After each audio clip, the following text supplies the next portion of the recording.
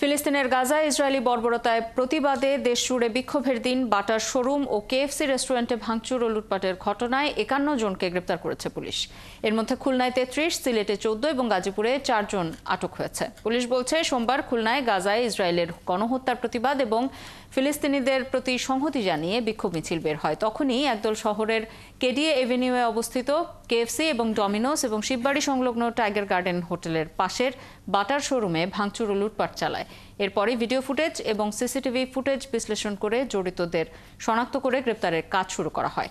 রাতে অভিযান চালিয়ে খুলনা শহরের বিভিন্ন জায়গা থেকে ৩৩ জনকে আটক করা হয়েছে। এছাড়া সিলেটে বাটা ও কেএফসিতে লুটপাটের ঘটনায় ১৪ জনকে আটক করা হয়েছে। গাজীপুরে বাটার শোরুমে ভাঙচুরের ঘটনায় ৪ জনকে আটক করেছে যৌথ বাহিনী।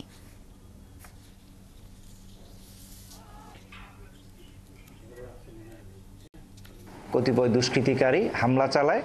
পরবর্তীতে এই খবর পেয়ে বাংলাদেশ সেনাবাহিনী এবং গাছা থানার টিম খুব দ্রুত ঘটনাস্থলে পৌঁছে দুষ্কৃতিকারীদেরকে ঘটনাস্থল থেকে ছত্রভঙ্গ করে পরবর্তীতে বাংলাদেশ সেনাবাহিনীর টিম এবং গাছা থানার টিম ঘটনাস্থলের সিসিটিভি ক্যামেরা পর্যবেক্ষণ করে এই ঘটনার সাথে সম্পৃক্ত ৪ জনকে গ্রেফতার করেছে।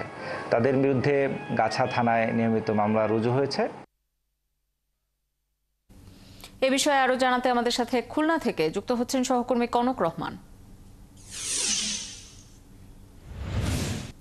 কনক, যাদেরকে গ্রেপ্তার করা হলো তাদেরকে কিসের ভিত্তিতে গ্রেপ্তার করা হলো, পুলিশ কি বলছে তাদের বিষয়ে এবং কখন তাদেরকে আদালতে তোলা হবে? মানে আসলে তাদেরকে লুটপাট এবং ভাঙচুর এই দুটি মামলায় তাদেরকে গ্রেপ্তারের সংখ্যা ৩১ এবং নগরীর সোনারাঙ্গা থানায় সোনারাঙ্গা থানায় তাদের থানায় নেওয়া হয়েছে এবং মামলার প্রক্রিয়া দিচ্ছে। মামলার মামলা লিপিবদ্ধ যেখানে এবং রিমান্ডে জিজ্ঞাসা করা হবে। পুলিশ দেখে এসব হামলাকারী বা লুটপাটকারীদের শনাক্ত করা হয়েছে এবং রাত পর তারা নগরীর বিভিন্ন স্থানে অভিযান চালিয়ে আটক করেছে। পরবর্তীতে আছে তাদেরকে মামলায় গ্রেফতার দেখানো হবে।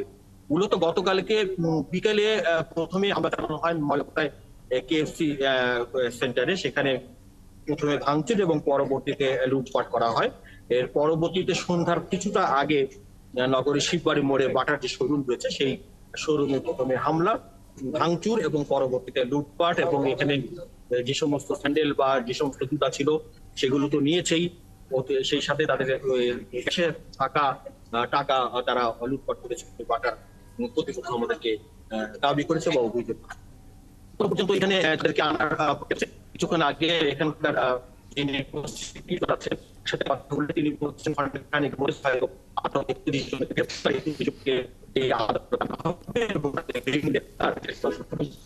কনক, আপনি খবর রাখতে থাকুন, প্রয়োজনে আবারও ফিরবো আপনার কাছে।